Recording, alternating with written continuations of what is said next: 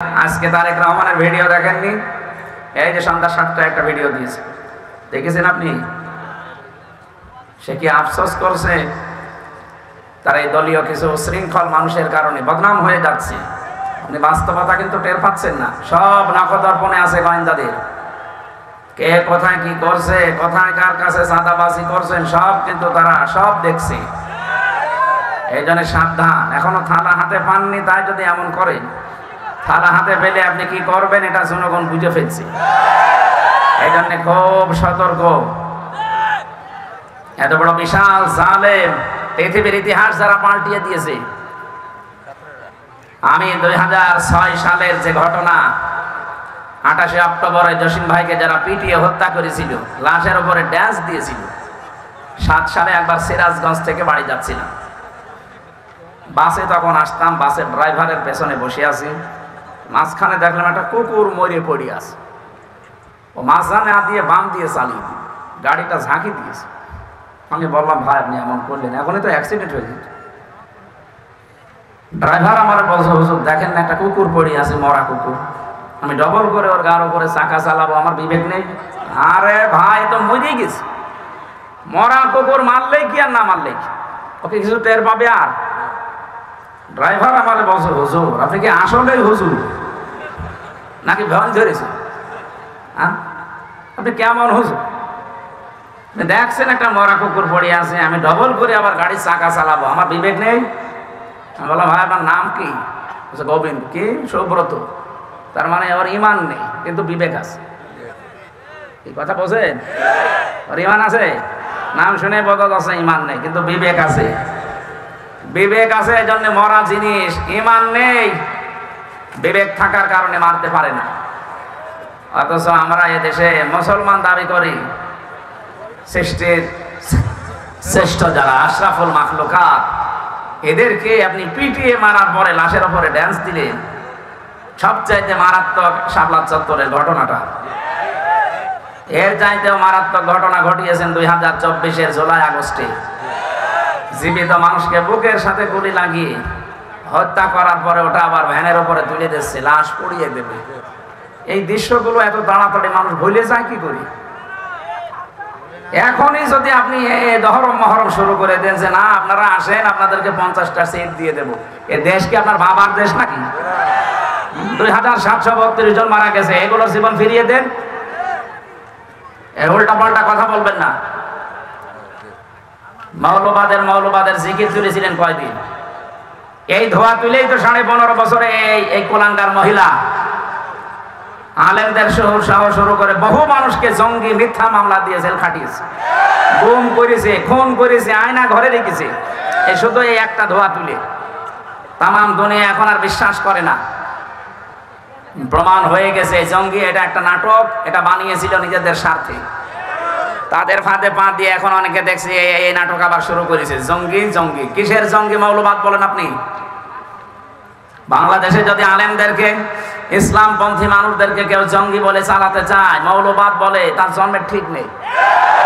কারণ মৌলবাদ না হলে আপনি জন্ম জানিয়েছেন আপনার বাবা মার বিয়ে হওয়ার না হওয়ার মাধ্যমে। বিয়ে হওয়ার আগে যদি কেউ জন্ম নেয় ওটা চারজ না, আর বিয়ের পরেও জন্ম নিল, বিয়ে হয়নি, তা আপনি এই কথা আর বলবেন না। মানুষ কিন্তু বুঝে ফেলছে যে আপনি কোন দিকে টান দিন। আশা করছে আপনার বিবেকে নাড়া দেবে, এরপরও যদি নাড়া না দেয় বুঝবো আপনি ওই জালেমের মতোই হয়ে গেছে। আমরা এই শব্দ ভবিষ্যতে আর কারো মুখে শুনতে চাই না। 96% মুসলমান এই দেশে, মৌলবাদ বললে যেখানে 96% খ্রিস্টান হিন্দু, ওখানে যান। সুতরাং আমারও জীবনের আশা আকাঙ্ক্ষা এই, কিচ্ছু যদি না পায় আর সারা জীবন যদি আমি ভিক্ষা করে খাই তাও আলহামদুলিল্লাহ। কারণ এতদিন যা ছিলাম, এই বাক শক্তিটা রুদ্ধ হয়েছিল, আমাদের কথা বলতে পারতাম না। এমনকি জালেমরা জেলখানায় এই 3টা বছরও আমার গলা চেপে ধরেছিল, ওখানেও কথা বলতে দেয়নি। নামাজ পড়বো, নামাজ পড়তে পর্যন্ত দেয়নি। জামাত করতাম আমি আর মাওলানা মামুনুল হক, মাওলানা শাখাওয়াত হোসেন রাজি, এই 3 জন। বলে না, হবে না, একা একা নামাজ পড়া লাগবে। কি অত্যাচার করেছে, আর খাবার দাবার তো সব মন মতো ওদের। কত ফাঁসির আসামি 100-র উপরে মার্ডার করেছে। এই মানুষগুলো নিজেরা রান্না করে ভেতরে খায়, আর আলেমদেরকে ওরা ওই শুধু তেলাপিয়া আর পাঙ্গাস কাল খাস, তাও রান্না 10,000 মানুষ। এই ছেলে এই আমার মনে হয় রান্না নাই, ঘাটের পানি নিয়ে এসে দেয়, খেলে খান না খেলে রোজা রাখেন। ঘাট প্রতিঘাত সহ্য করে বহু কষ্ট জীবনে ওরা দিয়েছে এই 3টা বছরে। আল্লাহ রাব্বুল আলামিন আমাদেরকে আবার মুক্ত জীবনে ফিরিয়ে দিয়েছে। খালাকাল ইনসান আল্লামাহুল বায়ান। আল্লাহ বলেন আমি মানুষ বানিয়েছি আর কথা বলা আমি শিখিয়েছি। এই যে কথা বলতে পারছি, আমার এই কণ্ঠের এই জায়গা থেকে 27টা ধাক্কা লাগছে, এরপর একটা কথা তৈরি হচ্ছে। 27টা স্তর পার করে একটা কথা তৈরি হয়, আর জালেমরা সেটা আটক করে রেখেছিল এতদিন। অন্তত এখন যেহেতু ছাড়া পেয়েছি, কণ্ঠ এখন খোলা। যাদের কণ্ঠ এরকম খোলা আছে বলেন আলহামদুলিল্লাহ। দরুদ আর সালাম পড়ছি আমাদের নবী, মানবতার মহান শিক্ষক মুহাম্মদুর রাসূলুল্লাহ সাল্লাল্লাহু আলাইহি ওয়াসাল্লাম, যার উম্মত হতে পেরে আমরা খুশি নাকি? এখন উম্মত আছেন কিনা এটা তো আবার জানা লাগবে, আন্দাজে খুশি হলে হবে? আপনি উম্মত আছেন কিনা এটা কোরআনে কারীমকে জিজ্ঞাসা করেন। আল্লাহ রাব্বুল আলামিন বলেন ইয়াউমা ইযিল লা তানফাউশ শাফাআতু ইল্লা মান আযিনা লাহুর রহমান।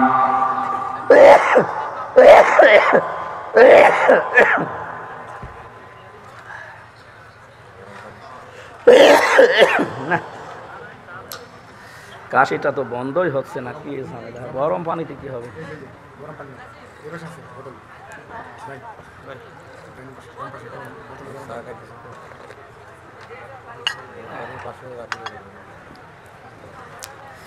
আমার শরীর তো এখন স্বাভাবিক না, জোর করে আপনারা করাচ্ছে। তাও আজকে জোর করে করে 3টা হয়ে গেল। মাওলানা আবু নসর আশরাফি নিয়ে গিয়েছিল সে হাজীগঞ্জে, ওই যে কুমিল্লা সেই সন্ধু হোটেলের মালিক নিয়েছিল দুপুরবেলা, আর এই যে এখানে শরীরে কভার করছে না, এরপর জোর করে আপনারা তুলে দিচ্ছেন যে হুজুর মরে মরুক, বাসে বাসুক। আর এত ভেতরে মাহফিল আমি তো জানতাম না, লক্ষ্মীপুর শহরে নিয়েছি টার্মিনাল বলি, এখন দেখছেন অনেক ভেতরে।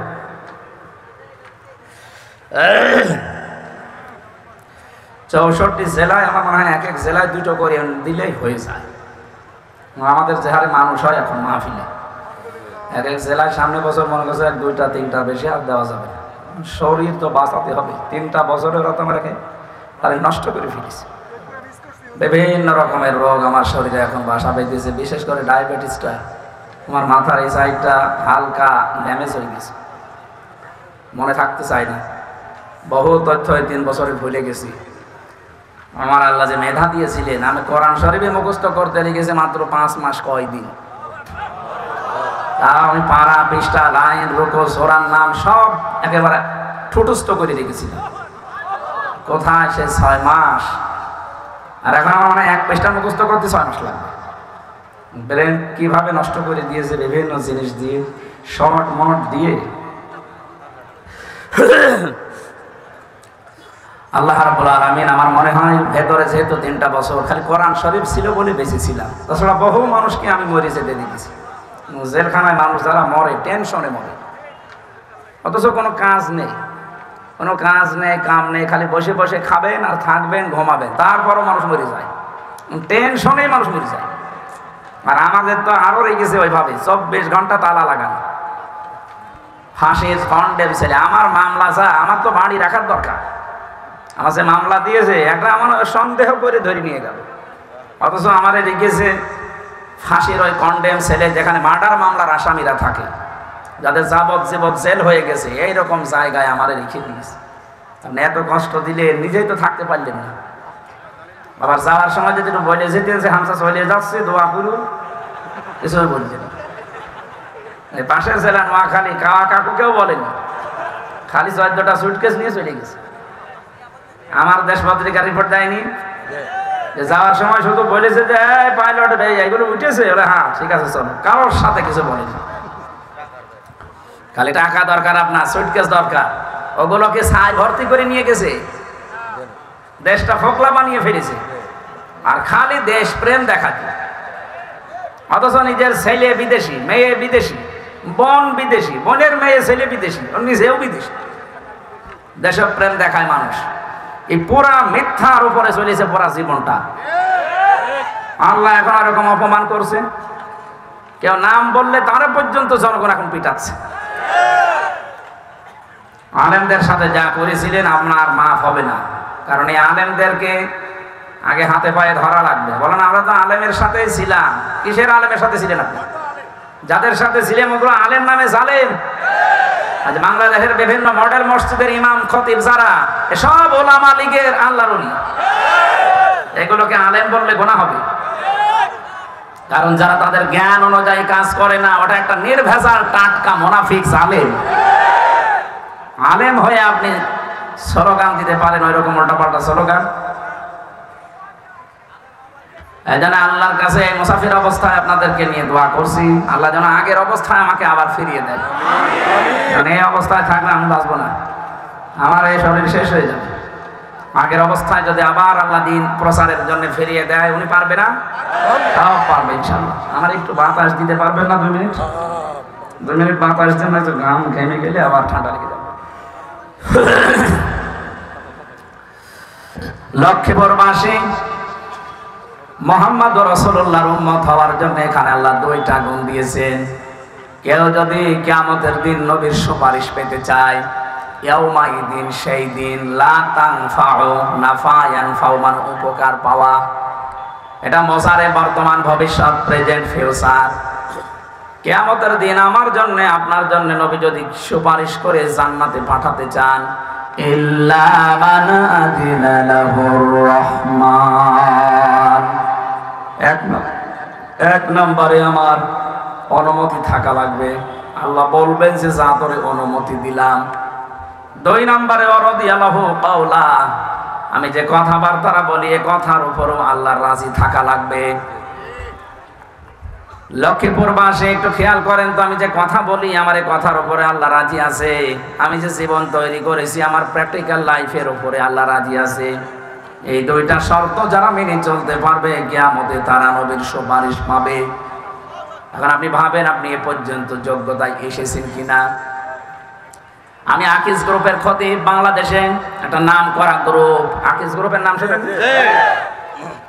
এখন ওনার কাছে যেহেতু মালিকের সাথে থাকি, এজন্য অনেকে বলে আমার একটু সুপারিশ করে দিন যেন চাকরিটা হয়ে যায়, কারণ ওদের তো লক্ষ লক্ষ শ্রমিক। মালিক আমাকে নিজের ছোট ভাইয়ের মতো মনে করে। আমি যদি এই লোকটার জন্য সুপারিশ করে বলি যে স্যার একে নিয়ে নেন, এখন ওরে সার্কুলার দেওয়ার সময় দিয়েছে যে বিএ পাস লাগবে, ও ম্যাট্রিক ফেল। আমি না, আমার বাবা সুপারিশ করলেও নেবে, উনি নেবে বিএ পাস, আরো 4 বছর 5 বছরের অভিজ্ঞতা লাগবে ওই বিষয়ে। অত অভিজ্ঞতাই নেই, আবার ম্যাট্রিক ফেল করে বলছে এই আমার সার্টিফিকেট নেন। এখন কিয়ামতে নবী যদি আপনার জন্য আল্লাহর সামনে দাঁড়ায় যে এই লোকটাকে মাফ করা লাগবে, তে আপনার তো ওই মানদণ্ডে যাওয়া লাগবে। আপনি নবীর উম্মত হওয়ার জন্য কি জীবন গঠন করলেন? ফামা বাকাত আলাইহিমুস সামাউ ওয়াল আরদু ওয়া মা কানু মুনজারিন।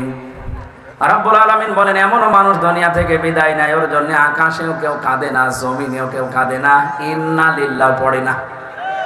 আমি দেখেছি এই দেশ থেকে বহু মানুষ এখন বিদায় নিচ্ছে, তাদের জন্য আকাশ জমিন কাঁদা দূরের কথা, ইন্না লিল্লাহ কেউ পড়ছে না, খালি দেখছে আলহামদুলিল্লাহ। সাবেক অ্যাটর্নি জেনারেল মাহবুবে আলম, কোথায় বাড়ি, কোথায়? বংশীগঞ্জে। আমার এই রিমান্ডে 10 দিন এই লোকটার সম্পর্কে একই প্রশ্ন করেছিল আর অত্যাচার করেছিল। এর কারণে আমার প্রতিদিন ওই মাটির নিচে নিয়েছে, বলতো আপনি কেন এই মাহবুবে আলম অ্যাটর্নি জেনারেল, এই লোকটা একটা ভালো মানুষ, তার নামে আপনি স্ট্যাটাস লিখেছিলেন যে ফেসবুকে আলহামদুলিল্লাহ। আমি বললাম আমি তো স্ট্যাটাস লিখতে পারি না, আমি লিখিও নাই, আমি শুধু লাইক দিয়েছিলাম।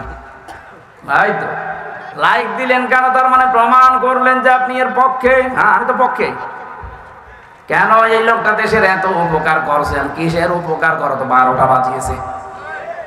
হাজারো আলেমদের নামে মিথ্যা তহমত দিয়ে সাক্ষী দেওয়া লাগে, দেখে দেখে আর সাক্ষী দিয়েছে শুনি শুনি। জন্ম ৭৫ সালে, সাক্ষী দিয়েছে ৭১ সালে। কথা বলে না।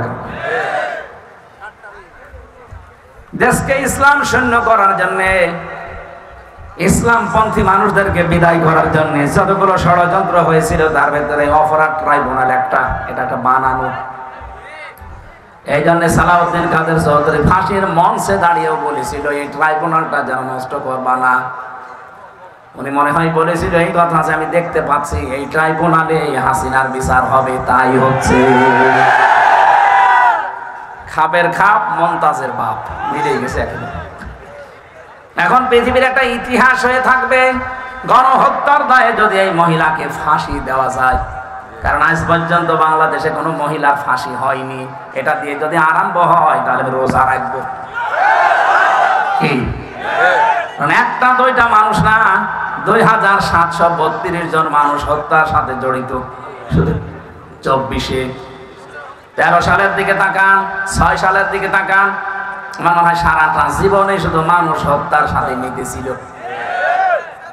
আমার ফাঁসি চাই, বীর মুক্তিযোদ্ধা মতিয়ার রহমান রিন্টু, এই লোকটার লেখা পড়লাম পুরাটা। উনি যা লিখেছে, আপনি যদি এখন পুরাটা বই পড়েন এখনই গালি দেওয়া আরম্ভ করবেন। সে বাংলায় গালি দেবেন। নিষিদ্ধ ছিল তো বইটা এতদিন, এখন খুলে দিয়েছে। প্রায় লোকই দেখছি কেনছে আর পড়ছে, ওদের মনোভাব পুরো পাল্টিয়ে যাচ্ছে। আজকেও সকালবেলা এই বইটা শুধু পড়ে একজন মসজিদ কোর্টে আগুন লাগিয়ে দিয়েছে। কি ভাই এটা বলছেন? হ্যাঁ, আমি এতদিন জানতাম না যে এত মানুষ হত্যা করলে নাকি ওই দিন একটু আনন্দ পেত বেশি। একটা মানুষ একটা জীবন তৈরি করতে পারেন না, আর হত্যা করে আপনি উল্লাস করেন।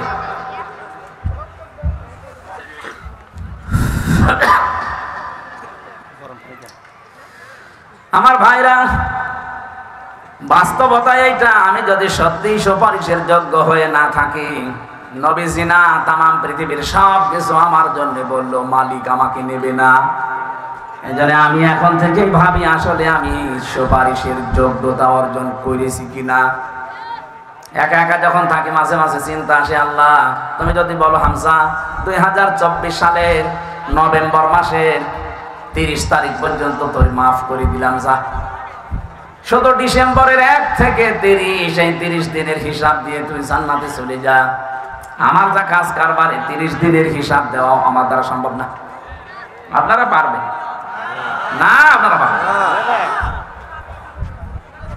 কত কঠিন শর্ত লাগিয়েছে কোরআন সূরা তাহা। এটা ১৬ নম্বর পারা, ১৮ নম্বর পৃষ্ঠার ১০ নম্বর লাইনের ১০৯ নম্বর আয়াতে আছে।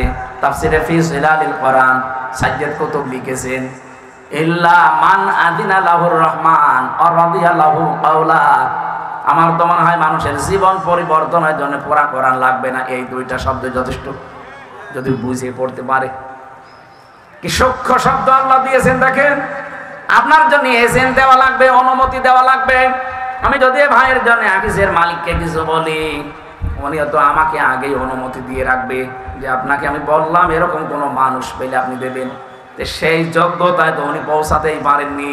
উনি নেবে বিএ পাশে ম্যাট্রিক ফেল হবে। ২ নম্বরে রাদিয়াল্লাহু কাওলা, এটা আরো গুরুত্বপূর্ণ। নবী আপনি যার জন্য সুপারিশ করবেন আমার কাছে, ওই লোকটা কথাবার্তা যা বলে দুনিয়ায় তার উপরও আমার রাজি থাকা লাগবে। এমনও তো ওকে এই দেশ থেকে বিদায় নিয়ে চলে গেল, এখন পালিয়েছে, হয়তো ১০০টা কথা বলতো, ৯৯টা মিথ্যা কথা। বিশেষ করে হাসান মাহমুদ, ওর জীবনে কোনো সত্য কথা আছে বলে আমার মনে হয় না। ২ নম্বরে কাওয়া কাকু, কথা বলছেন না কেন? কাওয়া জীবনে একেবারে মরণের ঘর থেকে ঘুরে আসলো, মনে হল্লাম যে যাই হোক একটু বেঁচে গেছে, যখন আল্লাহ বিল্লাহ করবে ওরে বাবা শয়তানি আরো বেড়ে গেছে। কথা বললেই শুধু মিথ্যা কথা বলে আর মানিয়ে বলে আন্দাজে। মাসুদ তুমি ভালো হয়ে যাও, তো ভালো হয়ে করবে কি? ওকে ভালো হতে দিয়েছেন আপনি? যেটা আমি দেখতে পেয়েছি, জেলখানায় না গেলে আমি অনেক কিছু জানতাম না। এদেশে ১৬২৮টা চেয়ার ছিল। কয়টা? ১৬২৮টা। আমি এই চেয়ার না, ওই যে ওই সমস্ত চেয়ার গুলো যেগুলোতে দেশ চালানো যায়, এই 1628টা চেয়ার যতদিন পর্যন্ত ভালো না হবে, এদের কথাবার্তারা যখন লাইন মতো না আসবে, ততদিন এই দেশ শান্ত হবে না। এখন যদিও হালকা পাতলা লাইনে আসতেছে, এখনো পুরাটা আসেনি। আমরা চাই এই 1628টা চেয়ারে যাদেরকেই বসাবেন, তাদের চরিত্র যেন হযরতে আবু বকরের মতো হয়। দেশটা এমনি দাঁড়িয়ে যাবে। কি করেছিলেন তার জীবন থেকে 2 মিনিট বলি। হযরতে আবু বকর সিদ্দিক, তিনিও রাষ্ট্রের দায়িত্বে ছিলেন। তার স্ত্রী একদিন ডাক দিয়ে বলছে, স্বামী, ছেলে পায়েস খেতে চেয়েছে, ঘরে তো ওইরকম কিছু নেই, এক কাজ করেন, অর্থমন্ত্রীর দায়িত্বে তিনি আছেন বায়তুল মালে, তাকে বলেন আগামী মাসের বেতন যেন আমাদেরকে দিয়ে দেয়, অ্যাডভান্স। তিনি বললেন ঠিক আছে। অর্থমন্ত্রীকে বলেন, দেখো আগামী মাসের বেতন আমার লাগবে, অ্যাডভান্স দিয়ে দাও, সামনের মাস আমার দেওয়া লাগবে না। অর্থমন্ত্রী ওই রকম, উনি ডাক দিলেন, খলিফা, আপনি যে আগামী মাস পর্যন্ত বাঁচবেন সেটা লিখে দিন, আর আগামী মাস পর্যন্ত জনগণ আপনাকে চেয়ারে বসিয়ে রাখবে, ওইটার গ্যারান্টি দেন। আপনাকে আমি আন্দাজে আগামী মাসের বেতন দেব, আমি কোন কারণে দেব। এরকম কথা যদি এই ডাইনির সামনে কেউ বলতো, ওর কল্লা থাকতো। কথা বলে না কেন? বাড়িতে চলে গেলেন, স্ত্রীকে বলে না, যে উদ্দেশ্যে গিয়েছিলাম পাইনি, যেভাবে আছে এভাবে চলো, পায়েস খাওয়া লাগবে না। কি মনে করেন আপনি প্রেসিডেন্টের ছেলে পায়েস খাবে, টাকা নেই, আর আমাদের প্রেসিডেন্টের ছেলের এক এক মাসে নাকি কয়েক কোটি টাকা শুধু ফুর্তি করিয়ে উড়িয়ে বেড়ায়। এ পৃথিবীর একমাত্র বিজ্ঞানী যার কোনো আবিষ্কার নেই। হ্যাঁ, পৃথিবীর একটাই মাত্র বিজ্ঞানী আছে যার কোনো আবিষ্কার নেই। বিজ্ঞানী হতে হলে তা আবিষ্কার করে বিজ্ঞানী হওয়া লাগে। আর এমন এক বিজ্ঞানী আমরা পেয়েছি, জীবনে কোনো আবিষ্কার করেনি, নামে বিজ্ঞানী।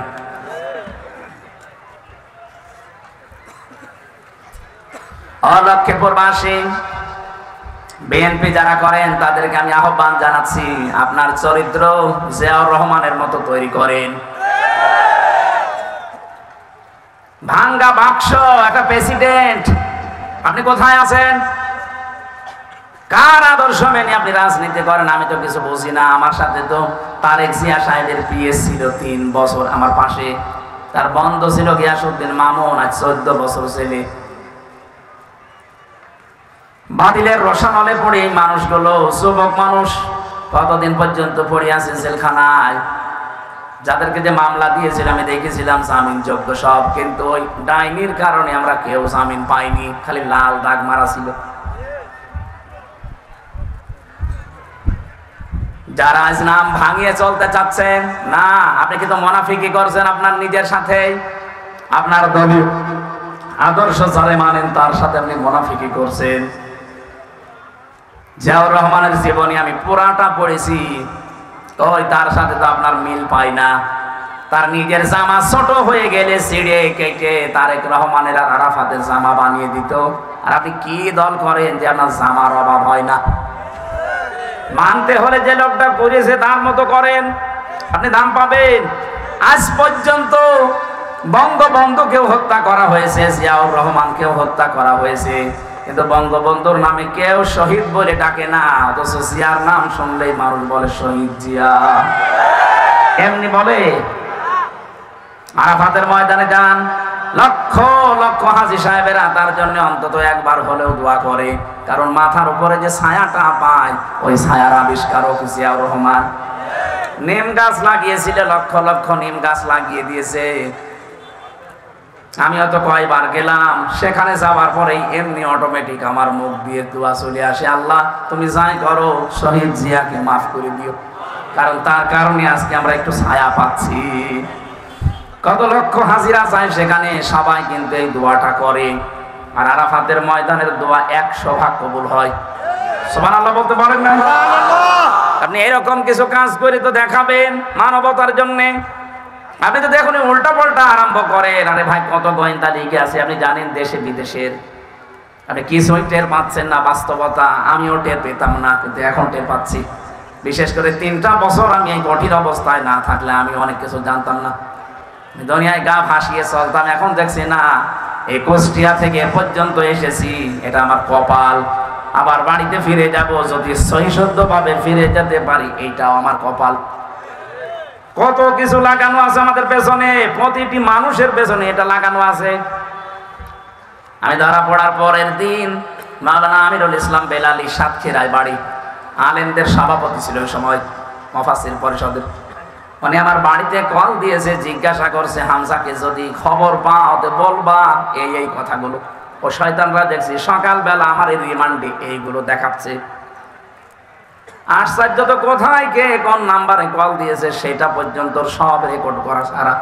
আমি যদি একটু উল্টাপাল্টা মিথ্যা বলবো না, ওইগুলো আমার দেখি আগে। ওই সময় বলেছি, বসে বুঝেছিলাম যে কি অবস্থায় আছে আমরা। বিশেষ করে বাটন মোবাইলে যারা কথা বলে, এই বাটন মোবাইলে কথা বলা আর থানায় বসে বসে কথা বলা একই। বলে হোয়াটসঅ্যাপ রেকর্ড হয় না, কে বলেছে রেকর্ড হয় না? সবগুলো রেকর্ড হয়। এই জন্য গোয়েন্দা নজরদারিতে এলাকায় দেশের 18 কোটি মানুষে আছি, দেশি এবং বিদেশি। তাম দুনিয়ায় যে ভয়েস অফ আমেরিকা, মাইক্রোসফট, এগুলো সব খ্রিস্টানরা আর ইহুদিরা চালায়। আপনি দেখেছেন কি কি রিপোর্ট এখন বের করছে। ভারত এতদিন আমাদের পেছনে মিথ্যা তথ্য ছড়িয়েছে, প্রোপাগান্ডা চালিয়েছে যে বাংলাদেশের সংখ্যালঘু নির্যাতন হয়, এটা তাহা মিথ্যা কথা। পৃথিবীতে এখন 257টা দেশ আছে, সবচাইতে বেশি সংখ্যালঘু নির্যাতনের তালিকায় আছে ভারত। আর যত মিথ্যা তথ্য ছড়ানো 1 নাম্বারের তালিকায় ভয়েস অফ আমেরিকা দিয়েছে, এটাও ভারত। দেখেন নি মলম সাংবাদিক হকার এরকম মিথ্যা কথা বলে। 3 দিন আগে পঞ্চগড় এবং মাগুরা থেকে 2 জন মহিলা গেছে তাদের হাতের চিকিৎসা করাবে। ওই মলমের ভাই আছে আর একজন, ও বলছে আপনি বলেন যে বাংলাদেশে আপনার মেয়েকে রেপ করা হয়েছে, ওই দেশে পূজা পার্বণ করা যাচ্ছে না, আমরা পালিয়ে চলে এসেছি, আপনি এটা বলেন, আমরা বিশ্ব মিডিয়ায় ছড়িয়ে দেই। মেয়েটা ওই রকম ডাক দিয়ে বলছে কি বলেন আপনি, আগস্টের 5 তারিখের পর থেকে আজকের এই দিন পর্যন্ত সব চাইতে বড় নিরাপদে আছি আমরা হিন্দুরা। আর আমার মেয়েকে রেপ করা হয়েছে মানে মেয়েকে আমি নিয়ে এসেছি হাতের চিকিৎসা করার জন্য। কি মিথ্যা তথ্য ছড়ান আপনারা, আপনাদের কারণে আমাদের হিন্দুদের বদনাম হয়ে যাচ্ছে। তাম দুনিয়া এখন কিন্তু সব বুঝে ফেলেছে, এই জন্য সাবধান হবেন। ডোনাল্ড ট্রাম্প এটা মাত্র 7 দিন আগে একটা হুমকি অলরেডি দিয়ে দিয়েছে। কি কথা কিছু বোঝেন? কারণ 2 জন খ্রিস্টান যুবতী মেয়েকে ভারতের মাটিতে উলঙ্গ করে হাঁটিয়েছেন এই উগ্রপন্থী হিন্দুরা। ডোনাল্ড ট্রাম্প একজন খ্রিস্টান, সে জাতে মাতাল হলো তাহলে ঠিক আছে, তার কিন্তু ইগোতে লেগেছে।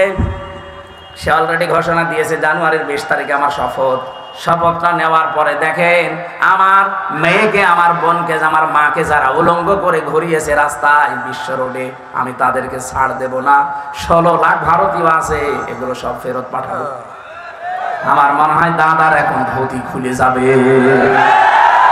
ওরা আমাদের চট্টগ্রাম নিয়ে নেবে। ওর নিজের দেশ এখন দেখ কি হয়, এমনি বর্ডারে আলু আর পেঁয়াজ পয়সা যাচ্ছে, এক কথা বলে না কেন? তাম দুনিয়া এখন প্রচার হচ্ছে যে সবচাইতে বেশি মিথ্যা কথা বলে ভারত। মেন ঠেলা সামলাম। আপনার চীনের সাথে আপনার মিল নেই, পাকিস্তানের সাথে সাপে নেওয়ালে সম্পর্ক, আফগান আপনাদেরকে দেখতে পারে না, মায়ানমার দেখতে পারে না, এই যে ভুটান দেখতে পারে না, মালদ্বীপ দেখতে পারে না, শ্রীলঙ্কা দেখতে পারে না। বাংলাদেশের সাথে হালকা মিল ছিল, কন্যা যতদিন ছিল, কন্যা নেই আর মিল। কন্যা তো চলে গেছে স্বামী স্ত্রীর সম্পর্ক বলি, কিন্তু ওনার সাথে তো কন্যার বিয়ে জায়েজ নেই। কথা বলে না কেন? উনি একজন মুশরিক না, উনি কি মুসলমান? আর ওনার মুসলমানি দেওয়া আছে, মুসলমানি দেওয়া নেই, ওনার সাথে আমরা মেয়ে বিয়ে দেবো কোন কারণে? আর দাদার এখন যা বয়স, এ বয়সে যদি মুসলমানি দিতে চায়, ওই পাকা সওয়ালের মুসলমানি দেবে কোন হাসাম? যে হাসাম মুসলমানি দিতে যাবে, আগা কেটে দিতে গোড়া কেটে বাঁধিয়ে দেবে। সাতা ওর বিয়ে করার 7 মিনিট দাও, আপনার চট্টগ্রাম নিয়ে নেবে।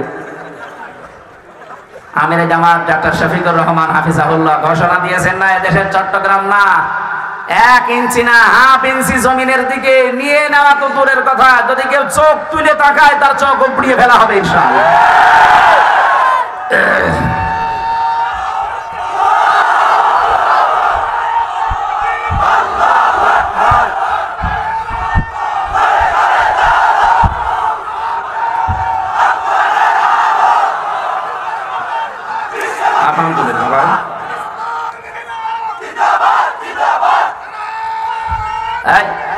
বলতে দিন, সময় এমনিতে চলে যাচ্ছে, কথা বলতে দিন। এটা আর আগস্টের 5 তারিখের আগে নেই, এ দেশ পাল্টিয়ে গেছে। এখন চলছে ডিসেম্বরের 30 তারিখ। কালকে রাতের পরে আমাদের শুরু হবে নতুন বছর। কিন্তু আমরা একটা সাবধান বাণী উচ্চারণ করছি। কুষ্টিয়াতে আজকে মাইকিং হয়েছে যে খ্রিস্টানদের দেওয়া, হিন্দুদের দেওয়া এই 31 নাইট উদযাপন করা মুসলমানের দেশে চলবে না। কুষ্টিয়াতে এমনি একটা সাংস্কৃতিক রাজধানী, সেখানে যদি ঘোষণা আসতে পারে এই নোয়াখালী, কুমিল্লা, ফেনী, চাঁদপুর, লক্ষ্মীপুর, এটা তো মুসলমানের আঁকড়া, আলেমদের জেলা এগুলো। আমরা সারা দেশে তাই জানি যেটা আলেমদের শহর। এই কথা বলেন না কেন? আপনারাও নিষিদ্ধ করে দেবেন এই জেলায় যেন এই খ্রিস্টানদের কালচার পালন না হয়। অনেক যুবক কিন্তু এটা পালন করার জন্য টাকা পয়সা অনেকে গুছিয়েছে যে ফুল দেবে প্রেমিকাকে। কিসের প্রেমিকা? বিয়ের আগে প্রেম করা জায়েজ আছে, খালি ফুল দেওয়া জায়েজ আছে। 31 নাইট এটা হিন্দুদের, খ্রিস্টানদের কালচার। আজকে তওবা করেন না, যা করেছিলাম আর সামনে কোনোদিন করব না। এই 4-5 জেলা তো আমার ধারণায় আসে না। আমরা এখান থেকে ইসলাম নিয়ে আমরা পালন করি। সারা বাংলাদেশের 64 জেলা জানে, কুমিল্লা, নোয়াখালী, ফেনী, চাঁদপুর আর লক্ষ্মীপুর, এই 4-5টা জেলা আলেমদের শহর। এখানে ইসলামের চর্চা বেশি হয়। ইসলাম কোন ইসলাম? এটা 31 নাইট পালন করা। ওইদিন যদি পালন করতেই হয় রাত 12টার পরে তাহাজ্জুদে দাঁড়াবেন, অন্তত 4 রাকাত, 8 রাকাত, 12 রাকাত তাহাজ্জুদ পড়ে কঠিন একটা সেজদায় পড়ে থাকবেন আধা ঘন্টা 1 ঘন্টা। বলবেন আল্লাহ, বিগত জীবনে যাই করেছি অন্তত সামনের বছরটা আমি তোমার পথে চলতে চাই। এইটা 31 নাইট এইভাবে পালন করা যাবে না। ঠিক আছে, আলহামদুলিল্লাহ। আমি নবীর উম্মত হওয়ার জন্য আমি সহ যারা আসলাম, আমাদের যোগ্যতা যেন ওই পর্যায়ে যায়। নবী যেন আমাদের দিকে দেখেই বুঝতে পারে না এটা আমার উম্মত ছিল। আল্লাহ আমাদেরকে কবুল করুন, আমিন। আমরা আজকে তেলাওয়াতকৃত আয়াত সূরা মায়েদার 8 এবং 9, এই 2টা আয়াতের সাবজেক্ট হচ্ছে ন্যায় বিচার। কি বিচার? ন্যায় বিচার। আমরা কোরআনে কারীম থেকে তাফসীর আকারে কথা শুনতে চাচ্ছি। সূরা মায়েদা 120টা আয়াত আছে, 16টা রুকু আছে। আমরা পড়েছি মাত্র 2টা আয়াত, এক আয়াতের তাফসীর করব 8 নম্বর আয়াতে। আমার বিষয় কি বললাম? বলেন। কিয়ামতের ওই কঠিন ময়দানে কোন নামাজীকে, কোন রোজাদারকে, কোন দানশীলকে, কোন পর্দাওয়ালা মহিলাকে আল্লাহ আরশের ছায়ায় স্থান দেবে। বলেন না? বলেছে ওই মানুষকে আমি স্থান দেব যে দুনিয়ায় ন্যায় বিচার কায়েম করতে পারে। এটা শুধু রাষ্ট্রের বিষয় না, ব্যক্তিগত জীবন থেকে শুরু করে আমরা একেবারে আন্তর্জাতিক জীবন পর্যন্ত পুরো কোরআন দিয়ে মিলাতে চাই। এই চলে যাচ্ছেন মানে? আমার এখানে বসিয়ে রেখে চলে যাচ্ছেন কেন? আর প্রসাব, পায়খানা আর বিড়ি খাওয়ার নেশা লাগলে যাবেন না? অনেকে আবার নেশা আছে। আপনাদের চট্টগ্রাম বিভাগ না এটা? এই বিভাগের জন্য তোমার বিড়ির মাসলা আলাদা। এই এলাকার ইমামও বিড়ি খায়, যদিও এখানকার নাই, চট্টগ্রামে আমি পেয়েছি। আলী শহরে আমি নিজে দেখেছি ইমাম সাহেব বিড়ি খাচ্ছি। কে ভাই বছর অসুবিধা নেই, মা করুন। সিলেটে আরো বেশি খায়। কিন্তু আমাদের খুলনা বিভাগে বাড়ি, আমার খুলনা, বরিশাল, এই 2 বিভাগের মানুষ বিড়ি না। ইমাম সাহেব, মুয়াজ্জিন সাহেব, খাদেম, রাস্তা মসজিদ ঝাড়ু দেয়, সেও যদি বিড়িখোর হয় তারও রাখবেন। আপনাদের যেহেতু এলাকায় এগুলো নেশা আছে, এই এলাকায় বিড়ি তো তৈরি হয় না, এগুলো হয় সব কুষ্টিয়া, যশোর, কুষ্টিয়া, কুড়িগ্রাম, এই সমস্ত জেলায় তৈরি হয়। ওগুলো সব সাপ্লাই দিয়ে আসে। কি দিয়ে বানায় দেখেছেন? তামাক। সব যেতে বেশি চাষ হয় কুষ্টিয়া, চুয়াডাঙ্গায়। এগুলো সব ফেলে রাখে রোদে, কুকুরে, শ্রীগালে, বিড়ালে প্রসাব করে, পায়খানা করে, রোদে ঝাড়া দিয়ে প্যাকেট করে পাঠিয়ে দেয়। যতই ঝাড়া দিক মাল মশলা কিন্তু লেগে থাকে। এক কথা বলছে না কেন? ওইটা ই করে আপনারা খান, শোক টান যতই দিন, ভেতরের অবস্থা তো ভালো না। বিড়ি খাওয়াটা ছেড়ে দিন ভাই, যদি পারেন ছেড়ে দিন। 22,000 কোটি টাকা, 22,000 কোটি টাকা লস হয়ে যাচ্ছে শুধু আগুনে পুড়ে পুড়ে। আরো 5টা ক্ষতি হয় বিড়ি খেলে। আমি তো বিড়ি খাওয়ার ওয়াজ করছি না, এটা নিষেধ করার জন্য। ওয়ালা তহলিকুম ওয়ালা তুলকু বিআইদিকুম ইলা তাহলুকা, নিজেদেরকে নিজেরা ধ্বংস করে দিও না, এটা আত্মহত্যার শামিল। মানুষ মনে করে বেড়ি খেলে আর কি কয়েকটা জিনিস নষ্ট হয়ে যায় ভেতরে, আর আপনাকে আল্লাহ যা দিয়েছেন এগুলো সব আল্লাহর পক্ষ থেকে আমানত। একটা জিনিস আপনি নষ্ট করতে পারবেন না ইচ্ছা করে, কথা বলে না কেন? সুতরাং এটা যারা খাচ্ছেন ছেড়ে দেবেন। আর যদি খুব বেশি নেশা লাগে আজকের মতো খান, খেয়ে আবার তাড়াতাড়ি চলে আসবেন ইনশাআল্লাহ। দেখলেন ইনশাআল্লাহ, তার মানে এরা খাবে। এবার আমরা কোরআনে যাচ্ছি, নেন। আল্লাহ রাব্বুল আলামিন বলেন ইয়া আইয়ুহাল্লাযীনা আমানু, ও হে যারা ঈমানের দাবি করো। ডাক দিয়েছেন আল্লাহ কাদের? আরো জোরে। এখানে আমরা যারা আছি সবাই কি ঈমানদার না বেঈমান? না না, আপনি আন্দাজে বললে হবে। সাহাবী প্রশ্ন করলেন, হে নবী আমার ভেতরে যে ঈমান আছে আমি টের পাবো কি করে? নবীজি বললেন ইদা সাররাতকা হাসানাতুকা ওয়া সাআতকা সাইয়্যাতুকা ফাআনতা মুমিন। যখন তোমার ভালো কাজগুলো তোমাকে আনন্দ দেবে আর অন্যায় কাজগুলো তোমাকে কষ্ট দেবে, ভেতর থেকে একটা বাধা আসবে, প্রতিবন্ধকতা সৃষ্টি হবে, তখন বুঝবে তোমার ঈমান আছে। ও বাংলার মুসলমানেরা, আমাদের সবার কাছে কি ভালো কাজ ভালো লাগে? বলেন না কেন? অন্যায় কাজ অন্যায় মনে হয়? এই যে মোবাইলের ভেতরে যাদের এমন এমন দৃশ্য আছে, সিনেমা আছে, নভেল নাটক আছে, যেগুলো নিজে দেখলে আনন্দ পান, অন্য কেউ দেখলে আপনার লজ্জা লাগে, এরকম কোন দৃশ্য যদি থাকে এই মুহূর্তে ডিলিট করা লাগবে। যাই আছে নিজে দেখলে ভালো লাগে, অন্য কেউ দেখলে আপনার লজ্জা লাগে, শরম লাগে, এইটাই কিন্তু গুনার কাজ। কথা বলেন না কেন? এরকম কোন দৃশ্য নেই মোবাইলে? এখন ডিলিট করেন, তারপরে ওয়াজ শুরু করছি। নেন, কারা কারা ডিলিট করবেন হাত তোলেন তো, কলেন হাত তোলেন। হ্যাঁ দাঁড়িয়ে ভাই, দেখে মোবাইল দেখে কি আছে আপনার? ওই যে আপনার পাশেরটা কি আছে? কি কিছুই নেই? কিছুই নেই? আলহামদুলিল্লাহ, এলাকা ভালো আছে। তাহলে নবীজির হাদিস অনুযায়ী ঈমান আমাদের আছে কিনা এটা একটা থার্মোমিটার। আপনার ভালো লাগবে, অন্যায় দেখলে আপনার ভেতর থেকে একটা বাধা আসবে, কষ্ট লাগবে, তখন বুঝবেন আপনার ঈমান আছে। কি কথা বলেন না কেন?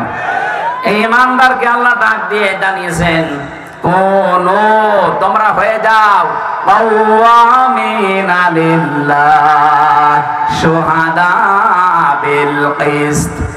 এক নম্বরে তোমরা আল্লাহর জন্য দাঁড়িয়ে যাও, সত্যের সাক্ষ্য দেওয়ার জন্য।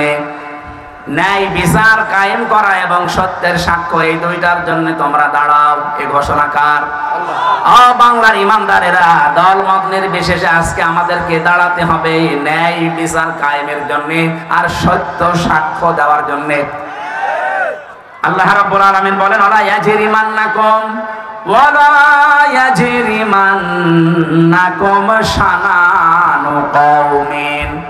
কোরআন শরীফে যত আয়াত আমি তাফসীর পড়েছি, এইটা আমার কাছে সবচাইতে ভয়ের আয়াত।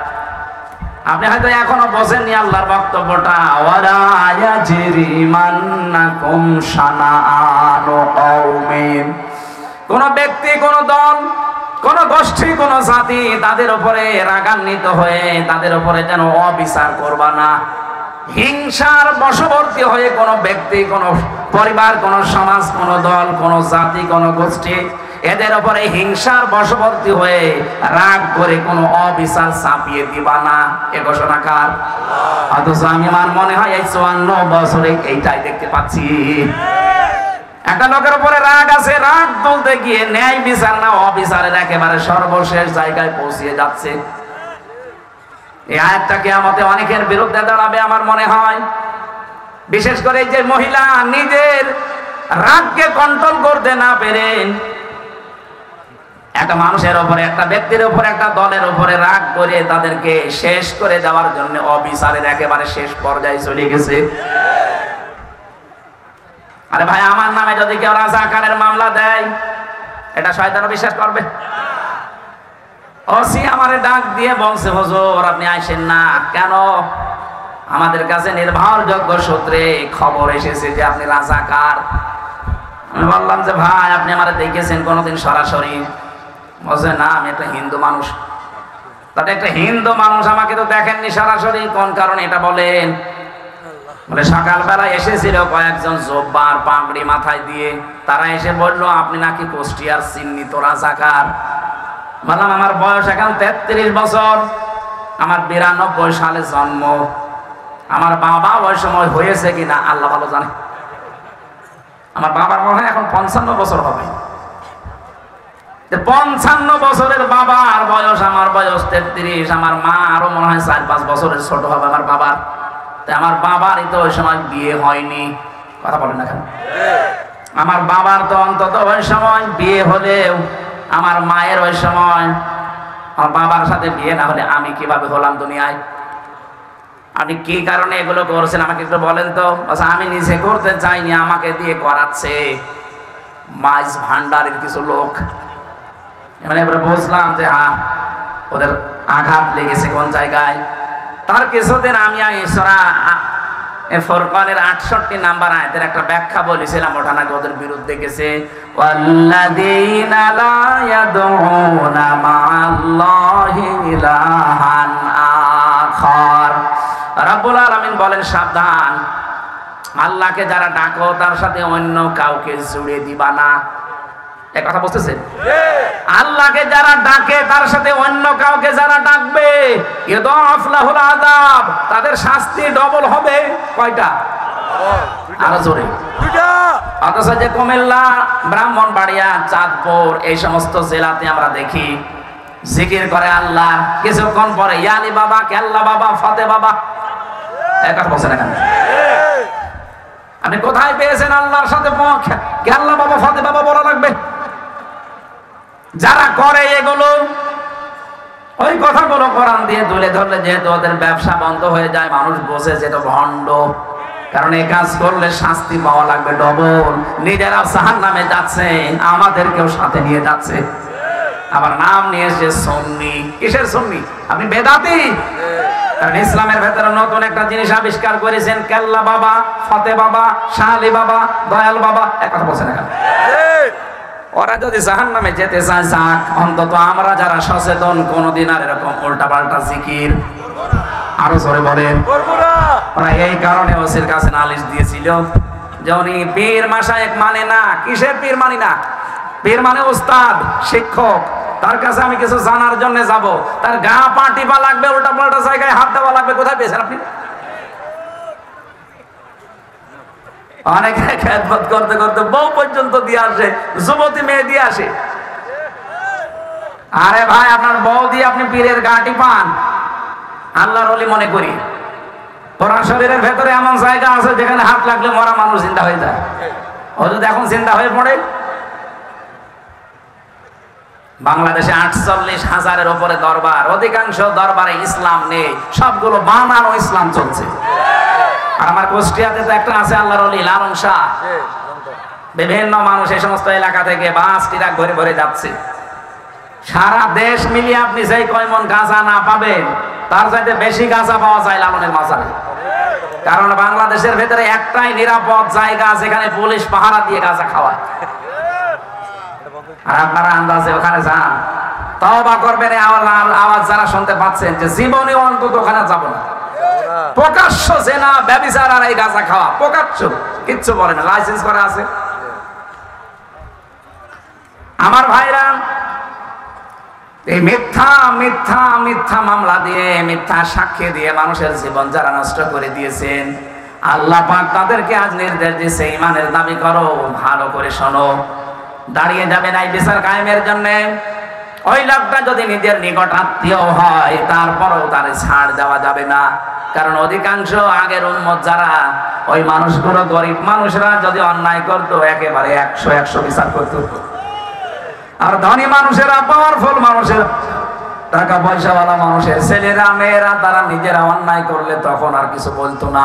এটা ঠিক 2008 থেকে 24 পর্যন্ত এইরকমই চলেছে। যদি বিরোধী দলের কেউ কিছু করে, 5 থেকে জুন খসে 14টা মামলা হয়ে যায় তার নামে।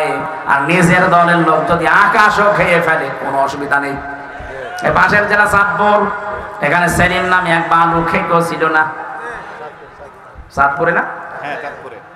আমার সাথে ছেলে ছিল, আমি দেখেছি এই লোকটার আচরণ কি।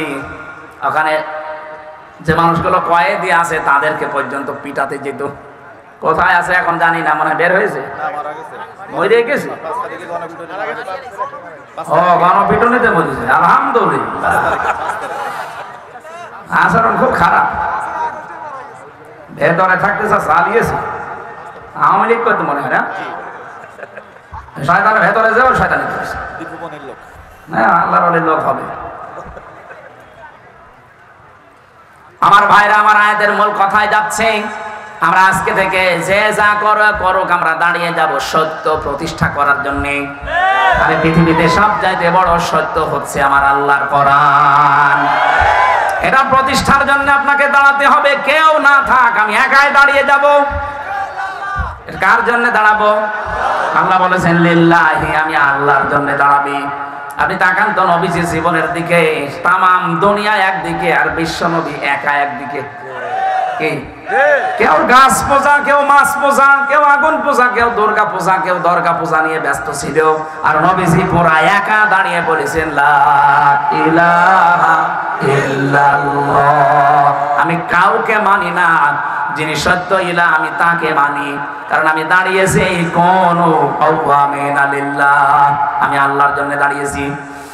বাংলার মুসলমানেরা এই আয়াত আমি 100% বিশ্বাস করি, 100% আমি বিশ্বাস করে যতদিন আমি মেনে নিয়েছি, আমি দেখেছি আল্লাহ আমাকে সাহায্য করেছে। সেই 13 সালে একবার, 11 সালে একবার আমাকে গ্রেফতার করেছিল এই আয়াতটার কারণে। কোরআনে কারিমের আয়াত ব্যাখ্যা করছিলাম ওই সময়, ইয়া আইয়ুহার রাসূল বাল্লিগ মা উনজিলা ইলাইকা মির রাব্বিক, হে রাসূল আপনাকে আমি যা নাযিল করেছি ওটা মানুষের কাছে প্রচার করেন। আমি তো আল্লাহর আয়াতের উপরে 100% বিশ্বাস করে শুরু করেছিলাম, কিন্তু ওই সময় একেবারে ভরা যৌবনদের আমার নামে মামলা দিল পুলিশের কাছে। শিবির করে, শিবিরের রক কেটে বেড়ায় ক্যাডার। এটা যে একটা ডাহা মিথ্যা কথা, আমার জীবন দিয়ে আমি প্রমাণিত। রক কাটা কারে বলে জীবনে কোনোদিন দেখি নাই, নামও শুনি নাই। অথচ ইসলামপন্থী এই মানুষগুলোর উপরে একটা মিথ্যা তহমত দিয়ে বাংলার মানুষ থেকে এতদিন আড়াল করে রেখেছিল জালেমরা। এখন অনেকে আবার জালেমদের পক্ষ নিয়ে কথা বলছেন। এই বাংলাদেশে যদি সিগারেট বিহীন কোন ছেলে থাকে সেটা শিবিরের ছেলে, আমি গ্যারান্টি দিচ্ছি। আপনি বলেন, এরা টেন্ডারবাজি করে না, চাঁদাবাজি করে না, সিগারেট খায় না, ডাল খায় না। বিশ্ববিদ্যালয়ে তা আমিও পড়েছি। এই মানুষগুলো সকালে উঠে দেখতাম কোরআন পড়ছে, লালন শাহ হলে আমি ছিলাম। আর অন্য দলের ছেলেদেরকে দেখেছি সকালে উঠে কলি কষে লাল পানি দিয়ে। লাল পানি বোঝেন? আমার এই চোখ দিয়ে দেখেছি মাস্টার্সে ক্লাস নিচ্ছে, মাস্টার্সে ক্লাস নিচ্ছে। এই কে কমনে তাকান আপনি, আমি ইশারা দিচ্ছি না, বললাম লাগবে না।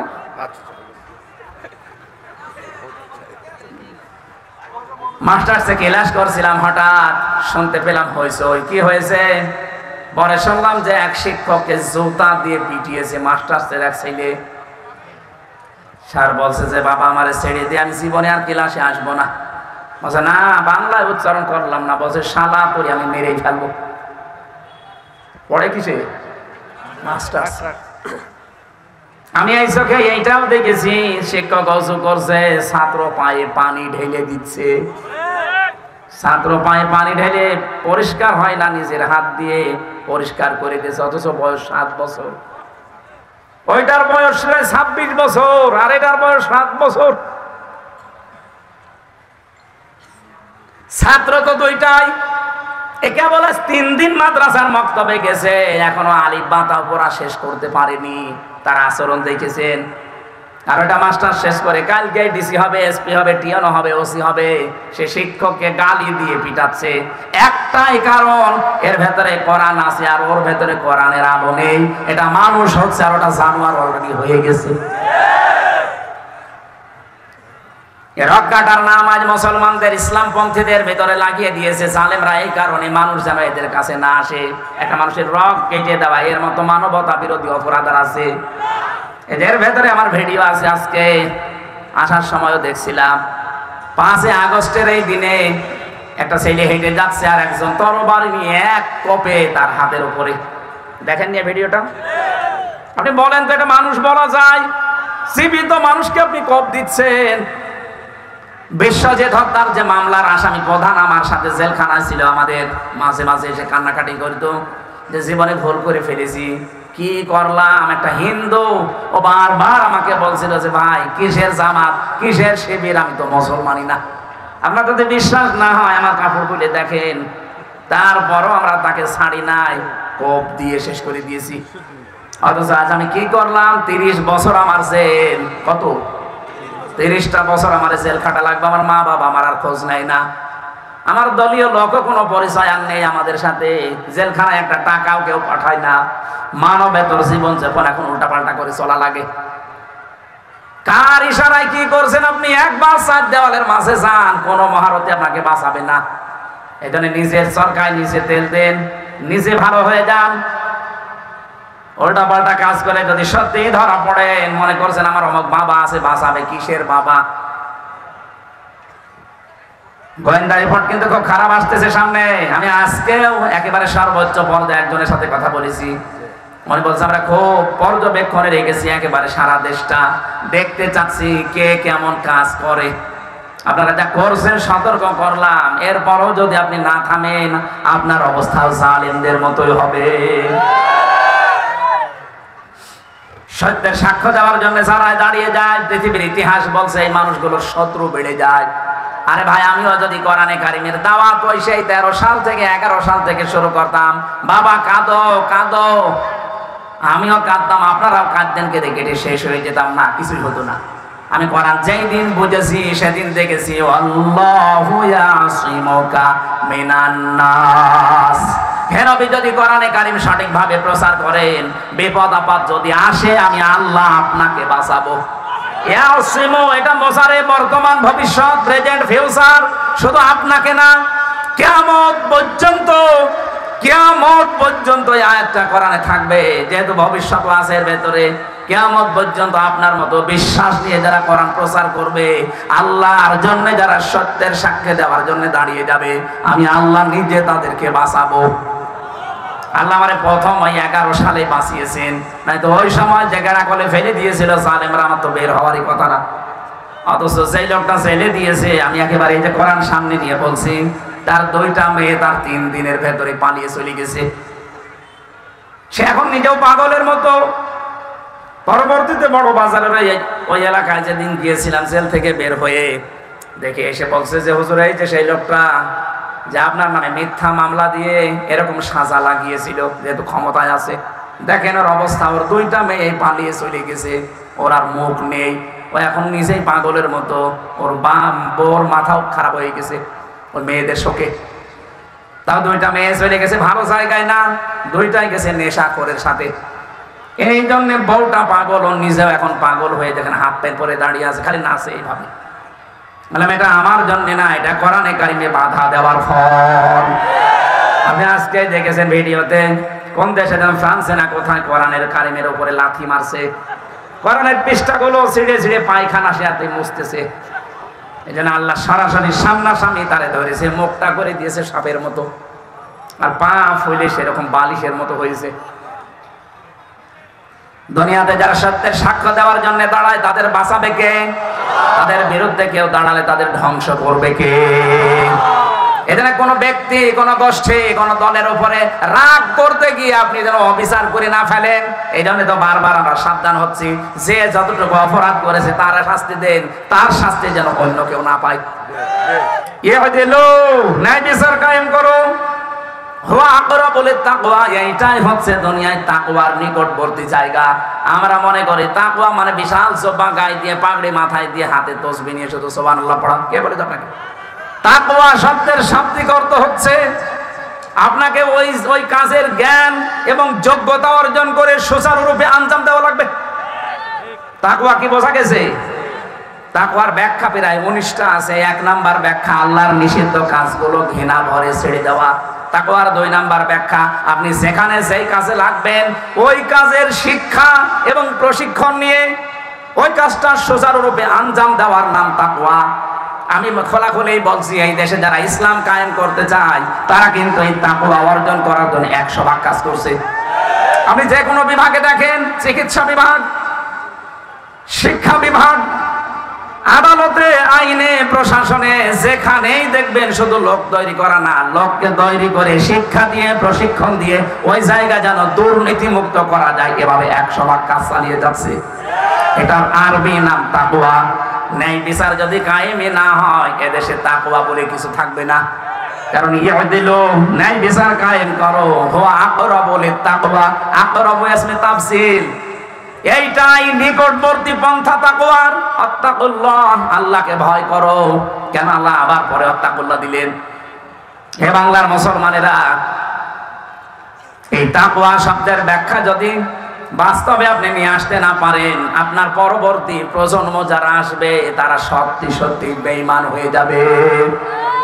এই আয়াতের ব্যাখ্যায় আমি অনেকগুলো ঘটনা পড়েছি।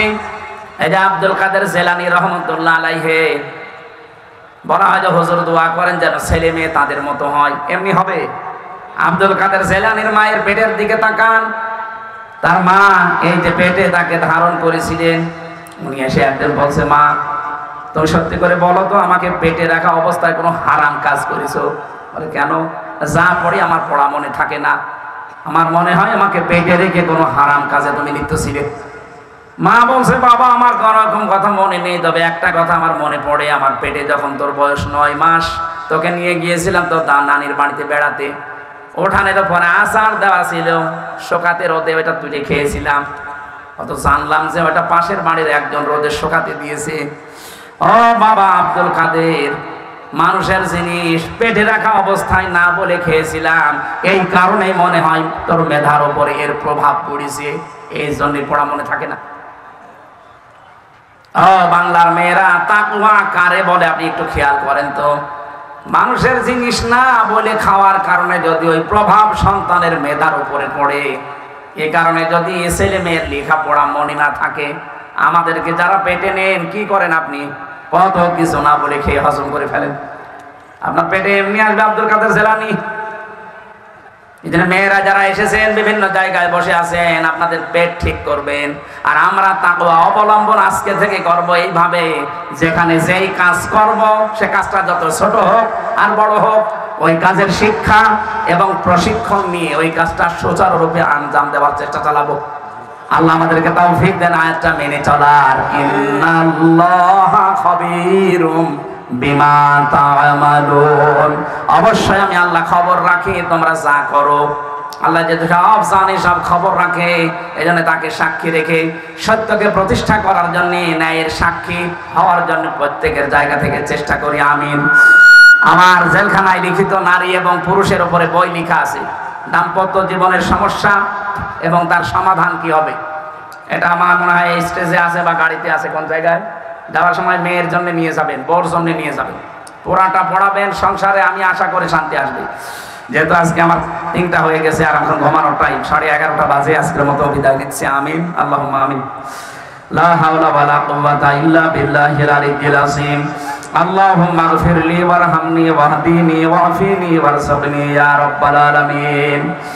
ও আল্লাহ, লক্ষ্মীপুর জেলার সোনাপুর তোমার কুদরতের নজরটা দিয়ে দেখো, হাজার হাজার বান্দা বান্দি কোরআনে কারীম শুনে 2টা বিষয় আমরা এখানে আজকে জানতে পারলাম। ন্যায়ের সাক্ষী হওয়া লাগবে, সত্যকে প্রতিষ্ঠার জন্য দাঁড়িয়ে যাওয়া লাগবে। এই আয়াতটা আমাদের জীবনে মেনে চলার তৌফিক দাও। সওয়াবগুলো তুমি আমাদের নবীজির রওজায় পৌঁছিয়ে দাও।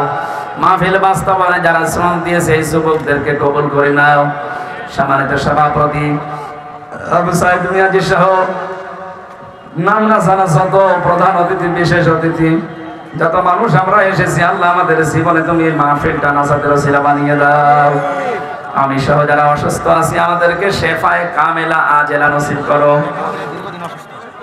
একজন মহিলা তোমার বান্দী দীর্ঘদিন অসুস্থ, দোয়া চেয়েছে, তাফসীর মাহফিলে দোয়া করছে, তাকে শেফায়ে কামেলা আজেলা দাও। আমি নিজেও অসুস্থ, আল্লাহ তুমি দেখতে পাচ্ছ, মেহেরবানি করে আমার তোর শরীরটা তুমি আগের অবস্থায় আবার ফিরিয়ে দাও।